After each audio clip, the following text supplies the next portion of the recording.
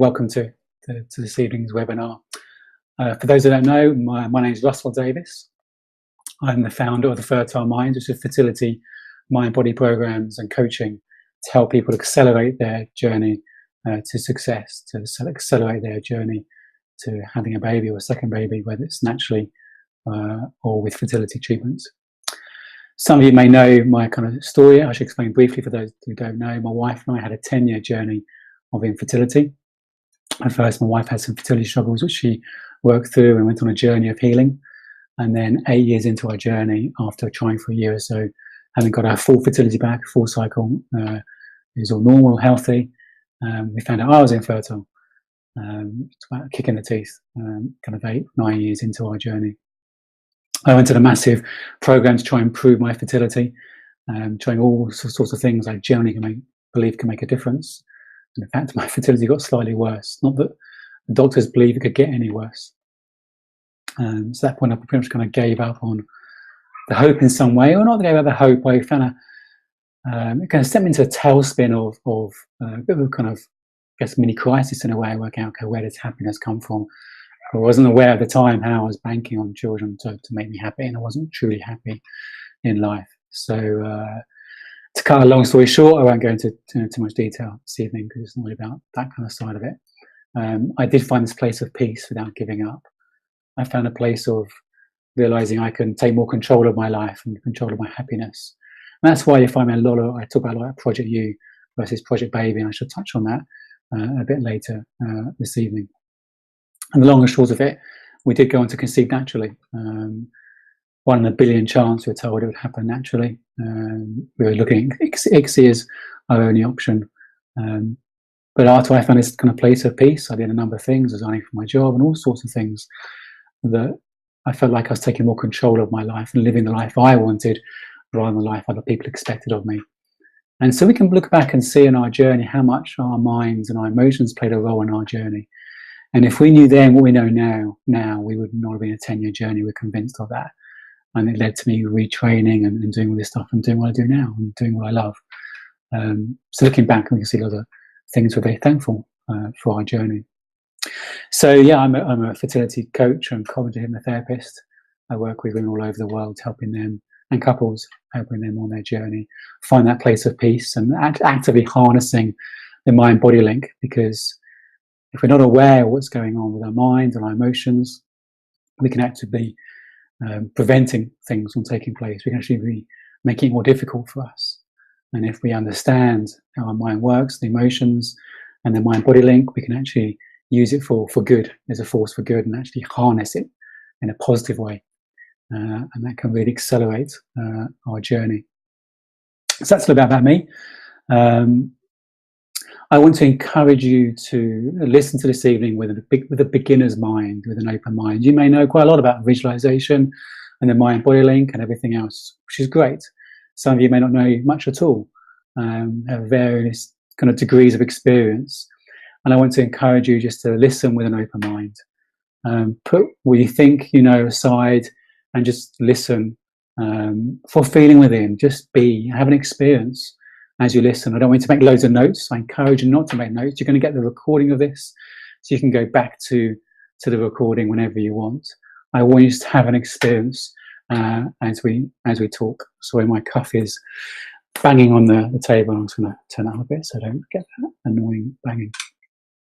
So yeah, to encourage us to have a beginner's mind, to just see what you find out afresh. I've been challenged by that recently myself, going into, I always have a coach, I'm in a coaching program myself, and then my more recent one, I've been going with a beginner's mind. It's been an incredible experience for me just to experience things afresh and be open to new learnings and new understandings and new changes within me.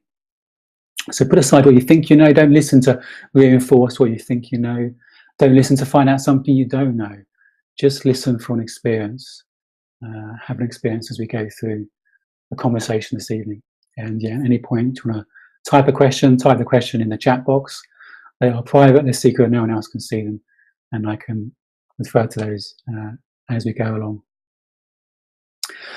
So I guess the first place to start is to why visualize. Maybe you haven't had an experience or visualization. I may have heard about it. guess I want to start with the place of why do I recommend visualization? Why do I use visualization in my own life? Why do I use it with my clients and my hypnosis programs? Well, I want to start with some of the research around the mind-body link and visualization. And there's a growing body of research that is demonstrating the power of the mind-body link. We call it the mind-body link, but actually, the mind and body are one system. The mind affects the body affects the mind. It's not two systems linked, it's one system. And I'm going to quote a number of different research papers as I share this evening. If you want any details about those, the actual references, just get in contact, drop me an email, I'll give you the details at the end. I'm happy to share those, but I won't be quoting the papers as we go along because that's just going to disrupt the flow. There's a growing body of research, and Professor Ellen Langer from Harvard University has spent over 30 years studying the mind-body link and the effectiveness of the mind-body link and how we can harness it. And I can talk all evening about the different studies. I think they're amazing, but one of the most famous studies that she was involved in was called Counterclockwise, where she took a bunch of men who were all in kind of like their 80s. And this was back in kind of the late 70s, early 80s. And she took them and put them in this kind of Big Brother house. I don't know if you guys have heard of Big Brother. It's a TV program in the UK. I guess you have it in other countries as well, where these members of the public and sometimes minor celebrities or failing celebrities go in to boost their kind of career. And they're filmed the whole time. And it's kind of fly on the wall kind of documentary of what it's called, reality TV show. Well, they put these guys in this house to live in this house for 2 weeks. And the decor and everything about this house, bear in mind this was in the late 70s, was set up for the 50s, so about almost 30 years prior to that time. So the decor, the radio, the books, the TV stations, and the magazines, newspapers, everything around the house was set up for a house in the 50s and life in the 50s. And they did a bunch of psychometric and physical tests before they went into the house. And they spent 2 weeks in that environment.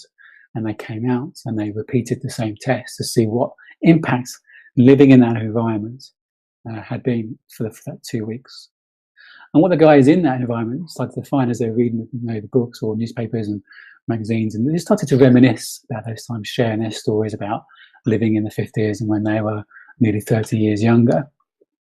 And what's incredible was, and Professor Lang herself was dumbfounded herself, the effectiveness of that experiment. Some of them were hobbling in the house on using frames and sticks because physically quite kind of frail. And they came out and they're literally playing kind of touch rugby. They just felt physically so different. And the psychometric tests were dramatically different as well. And she was blown away. The difference physically that environment could make, and just by talking about the 50s and just immersing themselves in the mindset of being 30 years younger, just that mindset of being 30 years younger. And in fact, in the UK, a number of years ago, the BBC TV channels did basically a mock-up of that, replicated experiments, again using some older minor celebrities, and actually on the website somewhere there's a clip of one of the guys getting his results of his psychometric tests, and he kind of breaks down because he's quite profoundly affected by the experience, and his memory was just so much better, and he could tell the difference himself, how he felt, and how his mind was different having had that just experience. So that's a research called Counterclockwise, and that really almost catapulted Professor Langer's interest in the whole mind-body link, and she then stayed the next 30 years studying the power of it. Another example I want to share is little finger experiments, where the Lerner Institute in America did this experiment, and this was focusing on visualizations. The other one was about the mind-body link, and you hear a lot about the placebo effect. The placebo effect is where the belief in a dummy drug can actually give you the same results as taking the real drug, and then sometimes the placebo effect is even better than the chemical drugs. Some chemical drugs have been taken off the shelves because the placebo effect has been proven to be more effective. So it questions the effectiveness of that drug. And if you're interested in this whole mind-body link and want to learn more about it, I recommend the books of Dr. David Hamilton. You can Google him, there's YouTube videos of him as well. Dr. David Hamilton is a Scottish guy who used to actually work for a drug company and involved in these kind of tests or effectiveness of new drugs. And he was fascinated by this whole placebo effect and how some drugs, the placebo effect was so effective.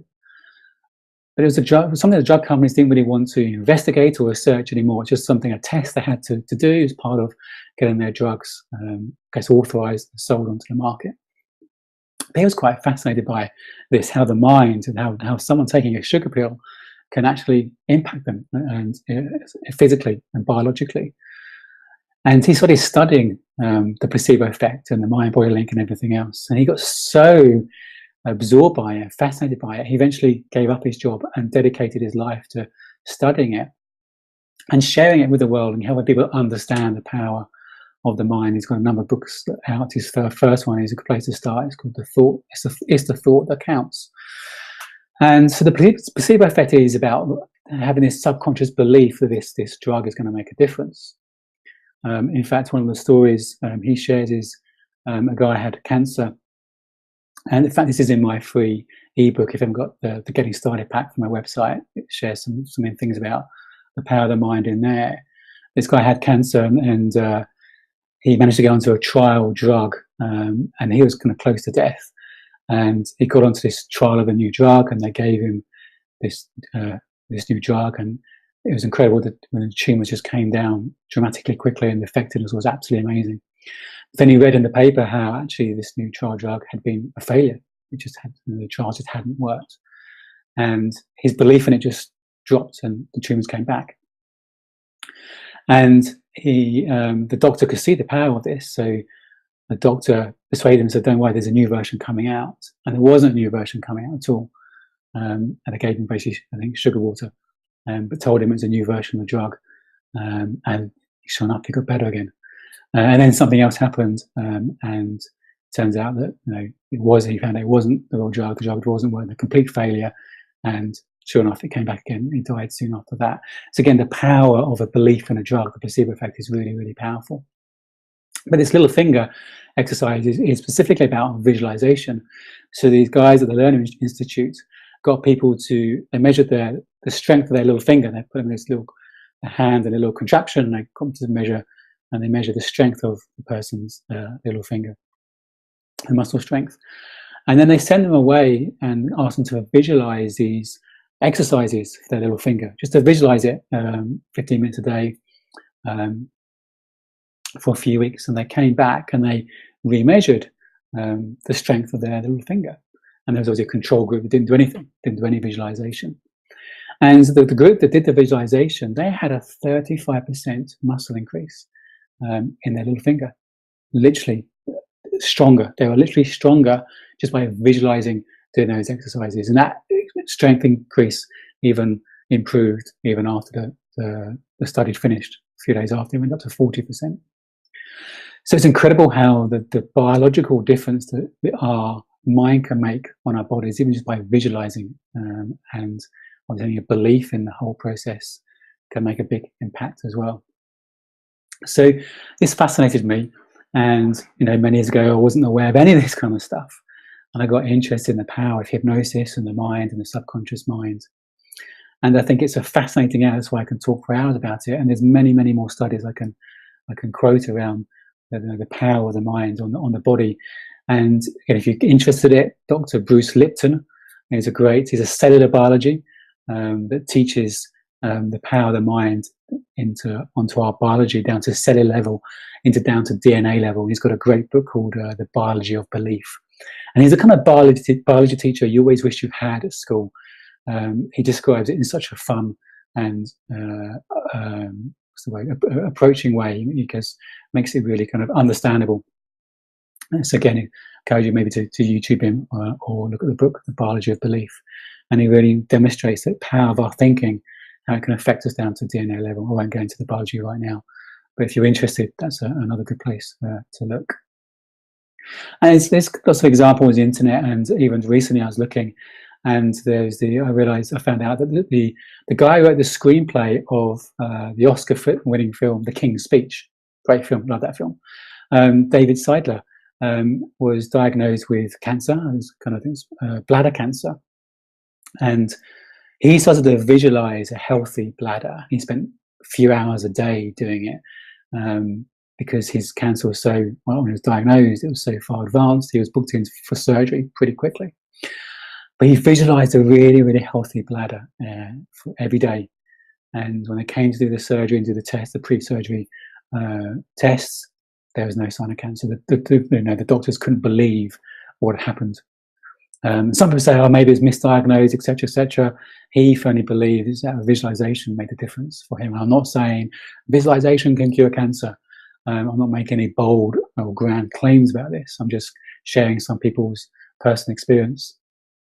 And in my own life, I can share that when I've been ill, there's a time my whole family came down with kind of the norovirus and were staying with friends, and the rest of their family got it. So there's a house full of 6 or 7 people being quite ill. And I was beginning to get involved or studying hypnosis and the power of mind back then. And I used to use a lot of visualizations to visualize myself staying healthy, my immune system being strong. And sure enough, I didn't get it. I felt a bit queasy for 24 hours, but I never came down with it. And I'm convinced, I'm not saying I'm super healthy, well, I'm pretty healthy, but my wife is just as healthy. But I'm sure it's that kind of harnessing the mind body link, keeping my immune system strong, enabled me to not get the virus that everyone else in the house got. Other times when I pull a muscle, I visualize my body healing, and I'm sure it makes a difference, gets me back to full fitness far quicker than I would otherwise. So I utilize this stuff in my own life. And with my clients, some people will get my emails and subscribers an email. I shared a story recently about a client, Jess, who on paper would think would never get pregnant. And yeah, she had a failed IUI and a failed IVF.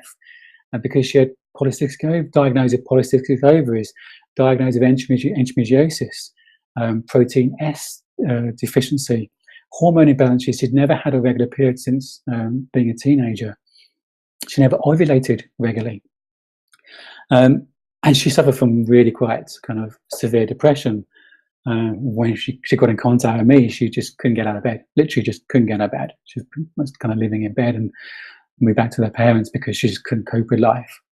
And she's reached out on email, and we started having email exchange, and she started listening to my kind of my hypnosis downloads, and slowly but surely she started to regain some sense of peace and hope in life, and believe her body could do what it needed to do. And sure enough, she felt strong enough to go through IVF, and she got twins through her next cycle of IVF. And she's convinced how harnessing the mind-body link really helped her and to get belief back into her body that she could be successful.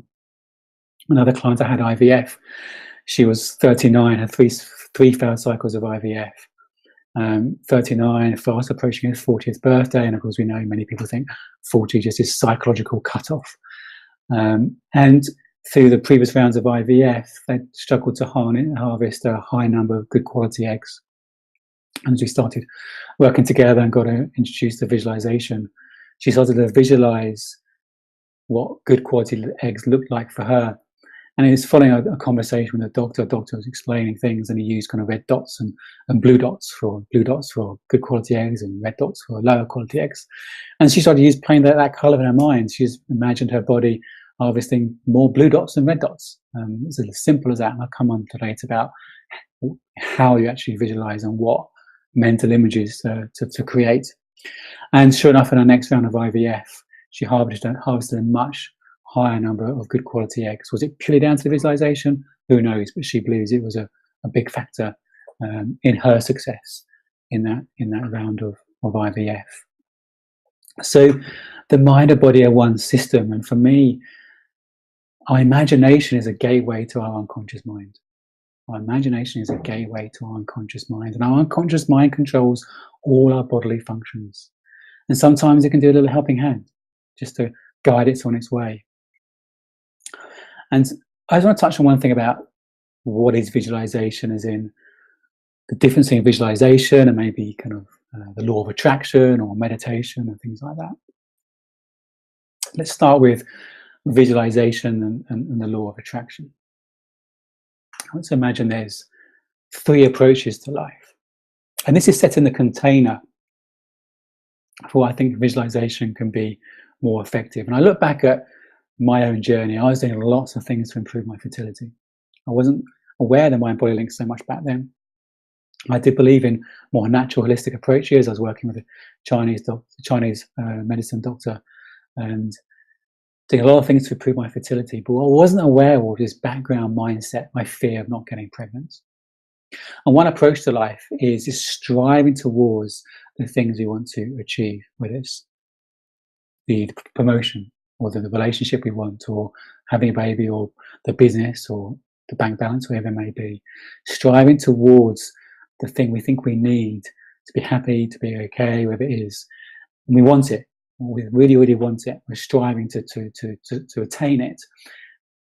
But often we're not aware of, in that kind of mindset, we're putting all the power for our kind of okayness in stuff outside of us, in achieving whatever that is, that circumstance in the physical world.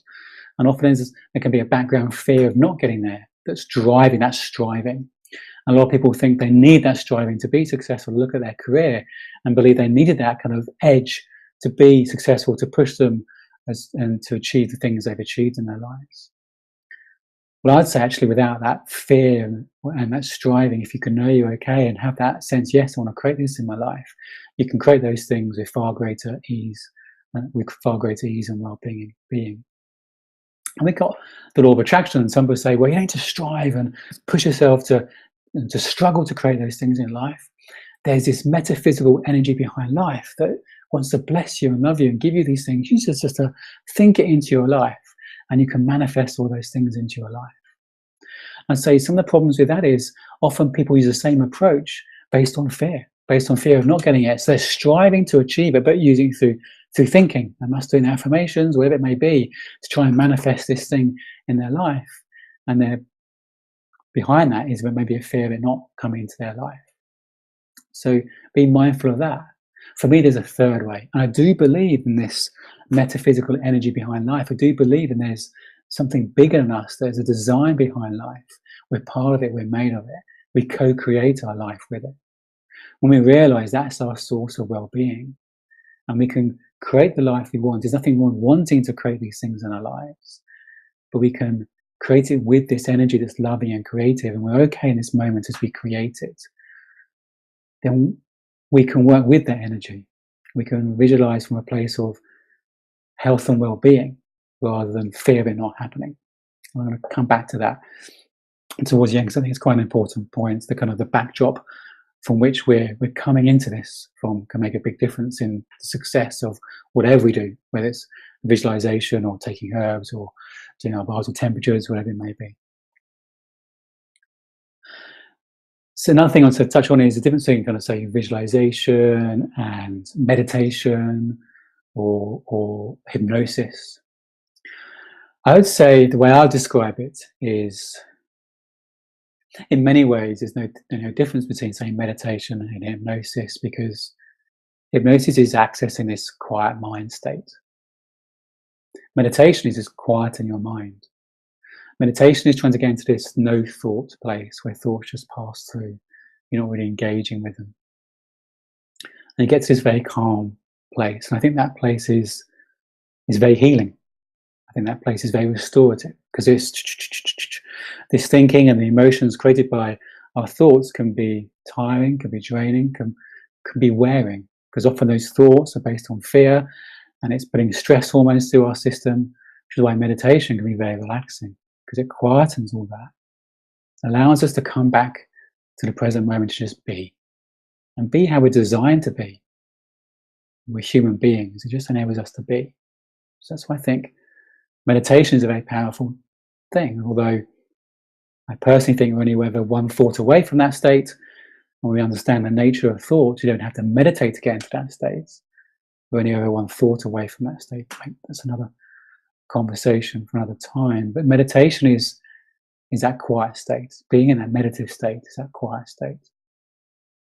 And visualization for me is, you could say, harnessing that state. Although for visualization, you don't have to spend any time to get into that state. For me, the act of visualization is very relaxing. Because when you're visualizing something, you're not get caught into your busy mind and worrying and stressing about things. You're giving your mind something to do, giving your mind something to focus on, and it can, when you get lost into your imagination, it can be very relaxing. So daydreaming is pretty relaxing. So for me, visualization always takes us into that meditative state. It can be very relaxing in its own right, and it's harnessing it. It's actively harnessing the mind body. It's actively telling it what to do. It's not having this no thought place. You're actively guiding your unconscious mind to do what you wanted to do using visual images and other things. Hypnosis it depends. There's a whole range of hypnosis. Depends what people are putting into their hypnosis. A lot of hypnosis does use visualization. I personally use a lot of visualization in my hypnosis with clients and in my hypnosis programs you can get on my website. But they're wrapped around, for me, they're wrapped around powerful hypnotic suggestion. So for me, I think that they can be a bit more powerful when it's in that context of that powerful hypnotic suggestion. So for me, hypnosis can take it even deeper than visualization. It can create a place where your unconscious mind is more open to it, and it can use some language which makes it more potent and knowing where to target. So for me, hypnosis can be even deeper than visualization, but visualization can be one of the tools that is kind of utilized within a hypnotic kind of setting. So for me, there's some of the differences between meditation, relaxation, and visualization, hypnosis, and stuff like that. So hopefully that was kind of helpful. So let's get into the nuts and bolts of kind of how do you visualize. And I often have clients who say, I can't visualize.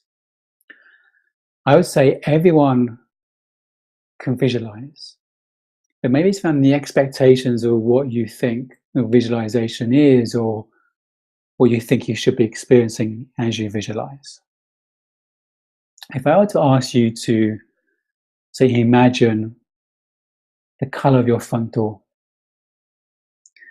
in order to answer the question, your mind is creating a visual image, whether you're consciously aware of that image or not.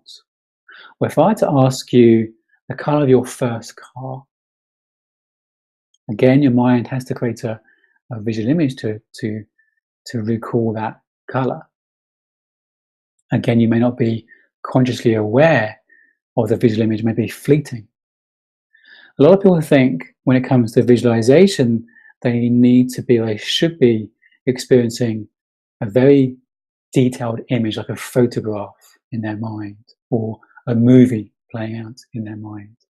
And it's got to be detailed and like an HD image or like a photograph. That's not necessarily the case. I mean, the more you practice with the visualization, yes, I think you can. It's like a muscle. You can strengthen and you can make it more detailed. It doesn't have to be that detailed. It doesn't need to be very detailed to be very effective and very, very powerful. Some people get more of a sense of what they're visualizing, a sense of the image they're creating in their mind.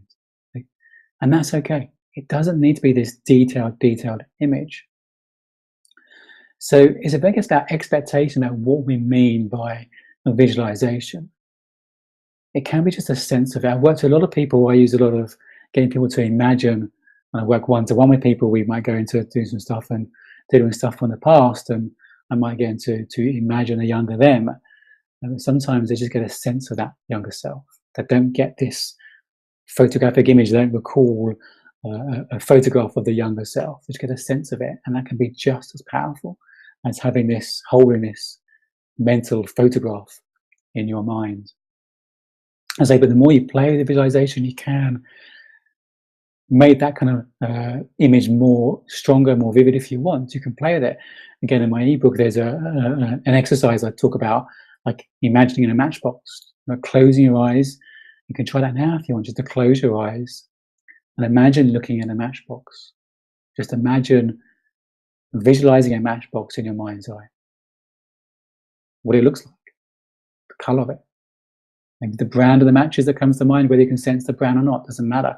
Just get a sense or an image of that matchbox as best you can. And then you can start to play with it. Can you imagine opening that matchbox? Or can you imagine it rotating around or standing it up? Just play with that image. It's pretty made up in your own mind. And the more we play that image, the more we practice that. You can practice that if you want. You can strengthen your kind of visualization muscle. But as I say, I want to just say you don't have to have this really strong mental image to harness that mind-body link. It's whatever works for you. Some people are more visual than others, and that's okay. It doesn't matter. Some people are more visual, some people are more kinesthetic, more feelings-wise. It really doesn't matter. In fact, I'm going to come on to the power of the feelings that come with visualization. So don't get too hung up about having this mental image. If you get a feeling of it, that's great, because that feeling can really add an extra dimension to our visualizations. So how you visualize, it's where everyone can visualize. How you experience it, your expectations, let go of your expectations, just play with it. Allow yourself to play. That's what I'd say. Just to play with it, knowing there's no right or wrong. There's no right or wrong or good or bad. Just allow yourself to play with it and explore it. So another thing I'll touch on is what you visualize. And often a question I've asked is, yeah, but what should I be visualizing? If I want to visualize my embryos embedding, if I want to visualize this, that, and the other, again, I'd say it doesn't matter. It's whatever works for you. When I create my hypnosis programs, I say use visualization. I don't tell someone what to visualize. For example, some hypnotists or hypnotherapists use visualization to help someone relax. And might say, imagine you're walking along a beach and you can hear the waves and you can feel the sand under your feet, etc., etc. But not everyone might find a beach relaxing. That was a lesson for me. In fact, the guy who taught me hypnotherapy, one of his first clients, he was taught in this way of telling them to go somewhere to relax. He told this client to go to a beach to relax. She burst into tears because she split up from her fiance. Her fiance ended their relationship a week ago on a beach. So it wasn't relaxing for her. And everyone's mind is unique. We all live in our own little model of the world. What makes sense to us doesn't necessarily make sense to someone else. And we get infuriated when someone else doesn't see things in the way we do. We think what we think is logical, surely we're right, and they're wrong. But no, we all live in our own model of the world. What makes sense for us doesn't necessarily make sense to someone else. So what you visualize is completely up to you. It could be biological. You could imagine something happening biologically. For example, we often talk about the embryo embedding into the lining. Well, actually, some of the latest research is showing actually it's not that way around. It's not as if the embryo has all the energy and does all the work and embeds itself in. The way they see it, it's a mutual interaction. And actually for IVF, to be aware of, there's 3 things you need to work for successful IVF. One is obviously a healthy embryo. The other is a healthy interaction between the embryo and the uterus lining. And the other one is a healthy environment it's going into. So one of the things I always include with clients is to get them to visualize their body creating the healthiest environment for their embryo to go back into if they're going through IVF. Or if they're natural conception, their body being in the healthiest state possible for all their biological systems to harmonize into the most healthiest state. So our body's environment is important, as well as the specific kind of processes that take place within that environment. So back to the embryo. So it's a mutual interaction where they see the cells of the embryo lining are almost enveloping around the embryo, which I think is a wonderful way of imagining it as your body welcoming and embracing the embryo. So you might kind of visualize it kind of biologically, the way you picture a cell or lining. It could be just a metaphor. It could literally just be a metaphor. So for me, if I still feel like I've got a bit of a virus, or there's my family or people around me got a lot of colds, and I imagine a virus might be coming on, my first thing would be to boost my immune system. And I don't know what an immune system looks like. I know it's white blood cells. I'm not a biologist. I sometimes imagine an army in white. Sometimes I imagine like imagine a scene from Star Wars. Sorry, Star Wars is one of my favourite films. I often have images that come to mind of this rows and rows and rows and rows of stormtroopers. I know obviously in Star Wars stormtroopers are baddies, but I imagine this rows and rows and rows of soldiers in white coming into my body and creating this barrier, this line of this huge army that nothing can penetrate. And it's there to strengthen my body. Or sometimes I imagine like a defect or a weakness in my immune system. I just imagine a line with a kink in. I imagine it straightening as my immune system getting back to full strength and full health. They're just lines, this kind of soldiers. They're not real, but they work for me. Or if I imagine I've got a bit of a virus, so I might imagine the Pac-Man, the 80s computer game, Pac-Man going through my body, eating up the virus, or Luke Skywalker in his X-Wing shooting the virus out to oblivion. Or if I have a pulled muscle from sports, I imagine an army of workers, kind of construction workers, almost rebuilding my muscle. Crazy stuff, but it's whatever works for your imagination. There's no right or wrong. And I visualize me being back to full health. I visualize the effect of that. So I might visualize the process taking place. Imagine these kind of workers fixing my muscle and what that looks like, and I might repeat it over and over. It might be a process that plays out as a movie. Then I imagine myself being back to full health with that muscle, how I want it to be, how it feel, and everything else. So what you actually visualize is really up to you. Again, there's no right or wrong. We often think, what should I do in case you do it wrong? We're fearful of doing things wrong, fearful of not getting the benefit from things. But when it comes to our unconscious mind and it's about our intuition, about what works for us, there really is no right or wrong. It's what you feel inspired to connect with. So what you visualize is really up to you, whether it's just a metaphor for you, however crazy it seems. Just go with it. I use metaphors a lot with my clients in all sorts of ways, in different ways. And it's always surprising what can come up. But it's what's resonating for their subconscious mind. That's why I don't tell people where to go to relax or what to visualize, because your imagination, your subconscious mind will come up with what it connects with most. That's the most powerful thing. Which is why when I work with a client, I create a hypnosis tracks purely for them based on some of the language they've given me, some of the things we worked on or talked about. I'm using all the language they've come up with themselves, because that's what their own subconscious mind resonates with. So no one should tell you what to visualize. It's what you connect with, because it's your imagination. That's your subconscious mind, and that's what's going to be more powerful for you. So that's why it's just kind of what you visualize. Okay, when to visualize? But okay, great. How do I do this? When do I do this? As if like a prescription, take medication, take 3 pills 3 times a day after meals. Okay, there's no ideal, there's no fixed way of when to visualize. If you really wanted me to say this is what I recommend or what I suggest, so it's a suggestion rather than recommendation, just to give you an idea, I'd say maybe do it 2 to 3 minutes twice a day or 3 times a day. The more you do it, the better. But don't put yourself under too much pressure, because like anything, if something becomes a burden, you're not going to be want to doing it. Make it easy. This is why my hypnosis tracks are very short. They don't need to be any longer. I want people to listen to them every day.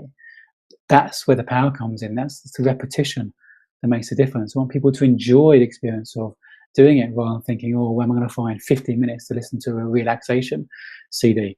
It's not going to work. So it's just maybe start by doing 2 or 3 minutes twice a day. Maybe when you wake up in the morning before you get out of bed, when you get back into bed in the evening.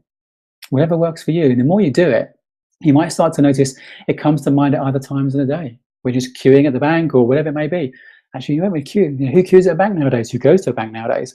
But anyway, when you're in a queue for something, it might come to mind. You might just play it through in your mind and notice how it feels as you do that. There's no set way of doing it, but I do recommend you sit down to do it consciously, to spend that time for 2 or 3 minutes just to go through those visualizations, connect with it, and take yourself to that space, maybe twice a day, or even 3 times a day if you want to. And you'll find yourself doing it naturally other times, and that's cool. It just adds to it. And it reminds you, when it happens more naturally like that, it reminds me your unconscious mind is working it through this stuff all the time. Once you get it underway, once you set it in motion, it's doing it. It's not just doing it when you do your visualizations. Once it gets into this, once it knows what you're doing, it's like a spinning top. Once you've got it going, you're just reminding it, just keeping that momentum going. Your unconscious mind is working with you 24 hours a day. But sometimes it just needs a reminder. It just needs a pointer to tell it exactly what you want it to do. Not this, but this. So that's what I say when to visualize, if you wanted when to do it. And going back to David Seidler from the King's Speech, he did it a couple of hours a day. He really dived into it because I guess he didn't have much time, so he really immersed himself into it, and maybe that's what made a difference for him. But we haven't all got 2 or 3 hours a day to spend doing this. I'd say even 2 or 3 minutes a day would get the momentum going, and your unconscious mind will pick it up from there. So play with it. What works for you? Some people say it's a good time to do it as soon when you wake up, when you haven't got many other thoughts in your mind. It might be a good way to do it. And just before you go to bed, so you're aware of it when you go to sleep. Again, there's no right or wrong. I get clients and people to listen to my hypnosis tracks. Sometimes I do recommend they listen to it as they go to sleep. Not that I think it's the best time to do it. It just doesn't have to eat into the rest of your day. And if they fall asleep to it, their subconscious mind is still awake and taking it in. And it's relaxing, and it might give them a better quality night's sleep.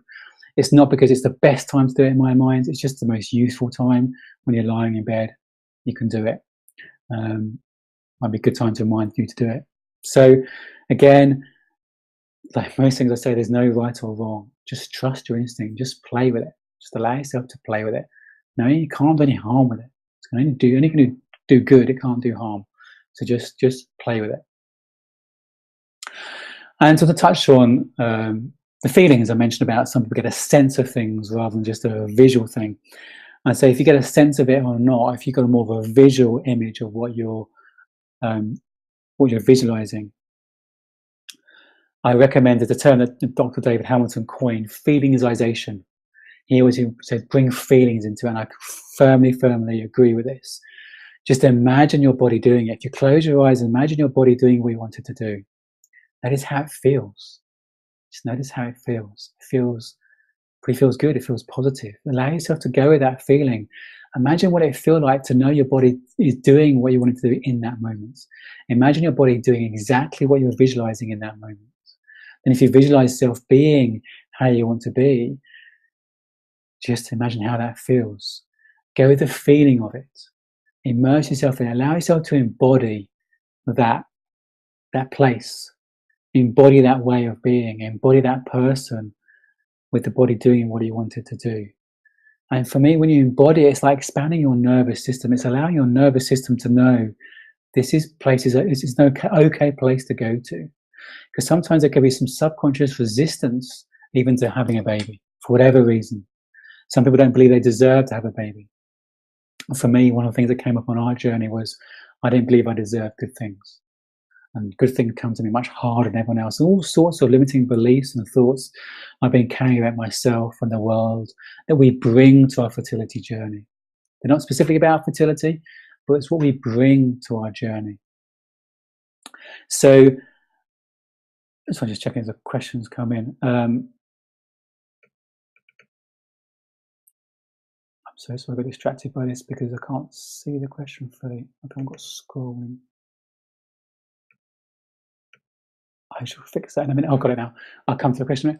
What was I saying about feelingization? So it allows our nervous system to really embrace it and to allow ourselves to know that's okay, because the thoughts and feelings about ourselves and life generally we bring to our fertility journey. So when we allow ourselves to feel it, it's almost letting your unconscious mind know this is an okay place to go to. This is a safe place to go to. You're allowed to. It gets your unconscious mind to know it's okay to be that you. It's okay to have this stuff to happen within your body, and it's almost expanding your nervous system to say it's a good place to go to. So sometimes immersing in the feeling of it can really help you and your unconscious mind get more power from that visualization. So I recommend you just don't practice visualization, but you practice feelingization. Again, you don't need to have a strong sense of what it looks like. I know a coach who teaches the power of kind of emotional energy. she wanted to, she kind of uses this connection, because I believe there is this loving divine energy behind life that we're connected to, and it wants to bless us, it wants to love us. And she believes that when we connect to it energetically, we're connecting to that loving, unconditional loving energy behind life. And when she wants to bring something into her life, recently she wanted this, like an au pair type character, because she's an entrepreneur, she runs her own business, she's a busy mother, and she wanted someone in her life, in her family's life, that could help them as a family, like a mother figure really, on a paid basis, but someone that all the family really warmed to and just enjoyed being with. She didn't know who it was going to be, but she visualized, or more feelingsized, that person into her life. She couldn't picture who it might be, the age of them, or anything like that, but she had a sense of what it feel like for them to have them in her life.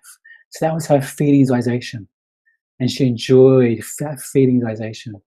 And yeah, it didn't take too long before they showed up in the most surprising of ways, and she believes that feelingsization helped her create what that aspect into her life that she was wanting.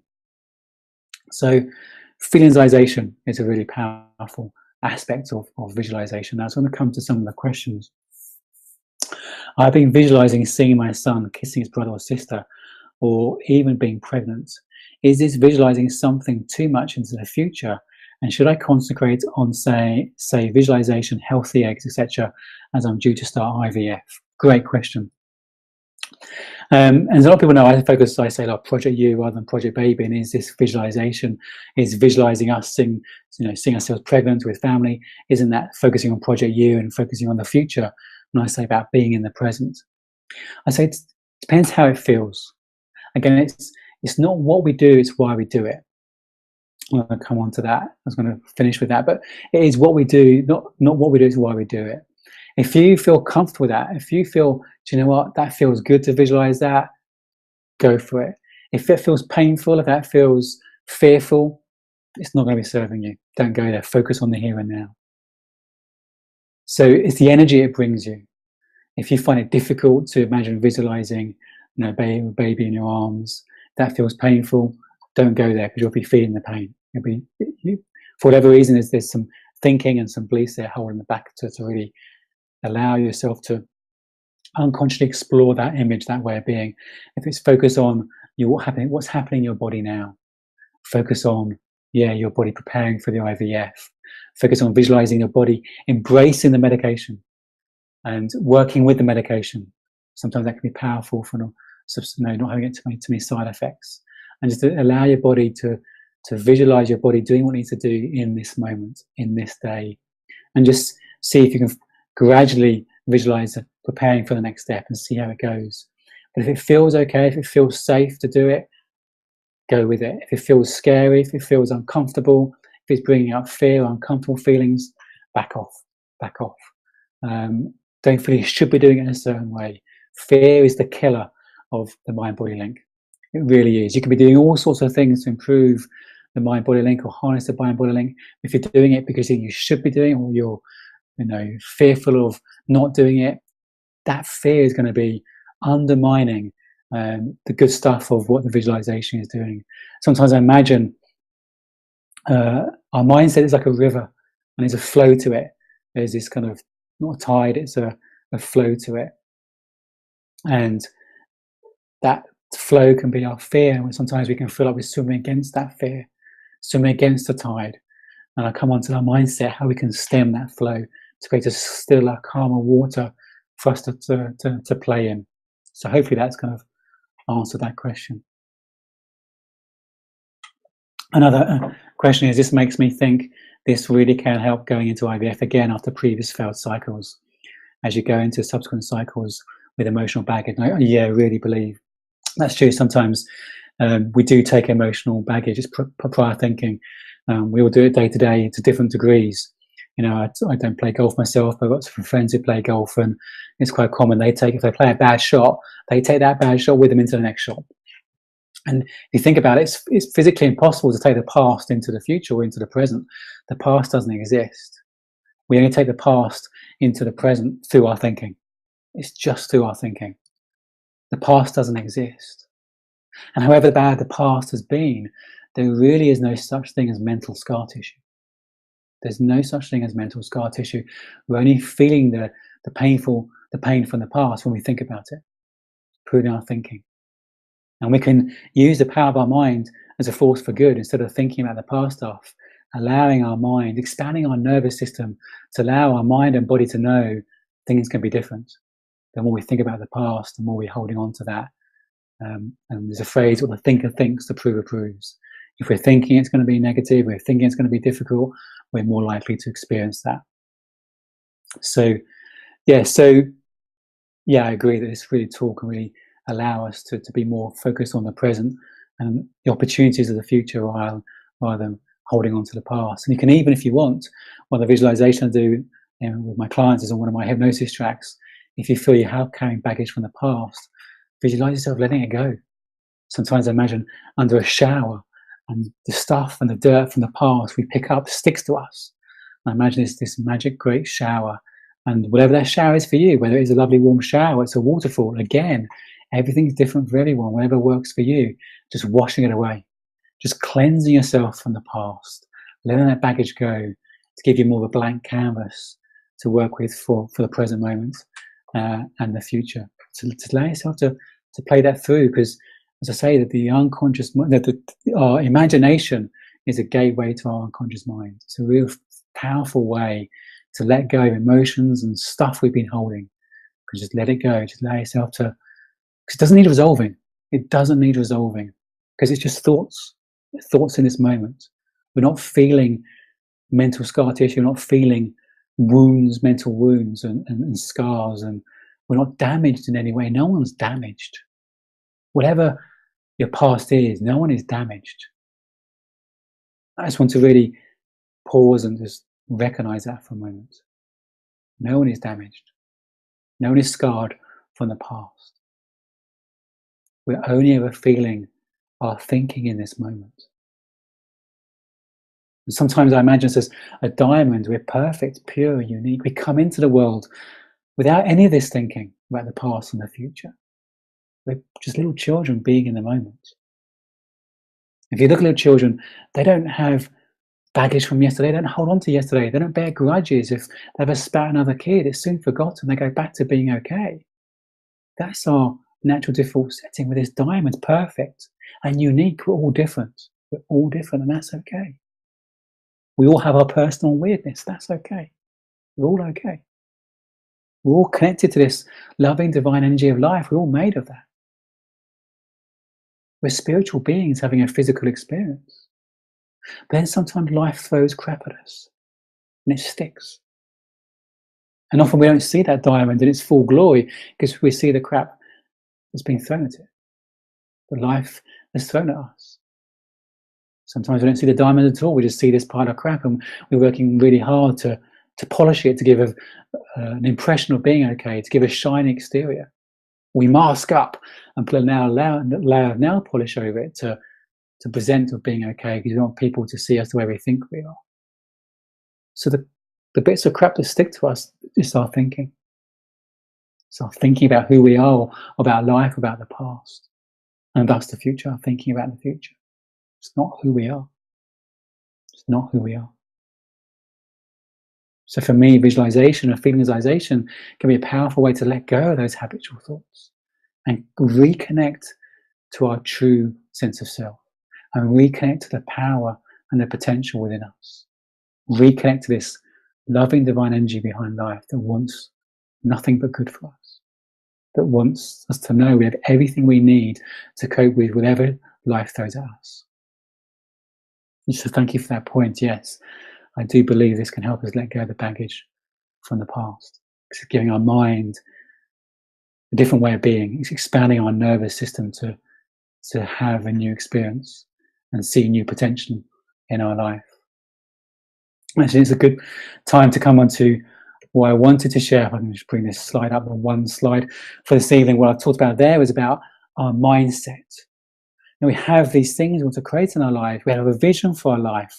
We have goals that allow us to manifest, or that allow us to bring that vision into reality. We think we know we need We know what we need to do to make that happen. We have a strategy to create those goals into a reality. But what underpins all that is our mindset. So the strategy might be using visualization. The strategy might be doing daily temperatures, taking herbs. What else? Looking at nutrition, looking at lifestyle, looking at diet. All those things we do and we can pick up and think we should be doing to improve our fertility, to improve our chances of success. All these things we're doing at the strategy level to achieve our goal. But actually, without the right mindset, our mindset can undermine all that stuff. For me, my fear of not getting pregnant did all the stuff I did to improve my fertility. The moment I found a more healthier mindset, the moment I began to realize I am okay. I am okay in this moment. And okay, my life isn't how I want it to be. But suddenly I saw life as a blank canvas. And I began to have a vision to see I can create a life that's inspiring, that's fulfilling. There's a deep sense of purpose that may or may not involve children. Yes, I still hoped it does. One of my goals was we still had children. We continued the journey. We're still exploring options with the clinic.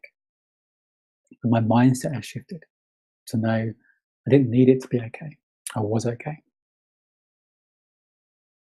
So we fulfilled our goal and our vision even without doing all that stuff we were doing, because I can see how my mindset was preventing that from happening. So I just want to be aware of that. Be aware of your mindset. Maybe clear that. Maybe use some visualization or look at my hypnosis tracks and everything else to, if you think your mindset, if you've got a fearful mindset or an anxious mindset, and if you want help in clearing that, that can really give you a more level playing field. It can take away this tide that can be preventing you from harnessing the mind-body link in a more powerful way. So I'm quite conscious of the time. So that's a quick canter through visualization. If you want to go deeper, I'll come back to any questions in a minute. If you want to go deeper, if you haven't checked out my website, you can download my I call it Get Pregnant Pack. There's all sorts of things in there, and you'll get my weekly-ish emails, which will be find helpful. This allows us to go deeper into this. You can sign up for 14 days of inspiration. I've got a secret Facebook group if you want to join. Contact me if you want to join that. And you'll find out about more other webinars. I have a YouTube channel full of videos. I have my hypnosis tracks, one-to-one programs, mind body, all sorts of resources I want to make available to you. So if you haven't explored the website and the resources on there, I encourage you to do so. So that's a quick canter through kind of what I call a visualization 101. If I can just get rid of this screen share, come back here, I'm back. Hopefully it's been useful. It's a bit just a kind of overview of visualization from beginning to end about what it is, why, how, and everything else. We can spend hours touching each point if you want to, but I just want to share that to encourage you to explore maybe visualization, and maybe you've never tried it before, maybe you have, maybe you've picked up a different way of doing it from this. I want you to encourage us to play with your imagination. We have so much more power within us than we imagine. So hopefully it's been an encouragement to you, an inspiration to you.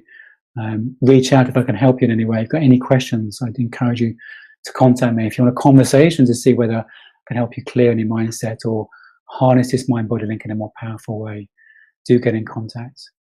And thank you for being with me. If you're here live, thank you for the questions, or thank you for taking time to watch this if you've been watching the recording. I look forward to connecting with you soon. Take care.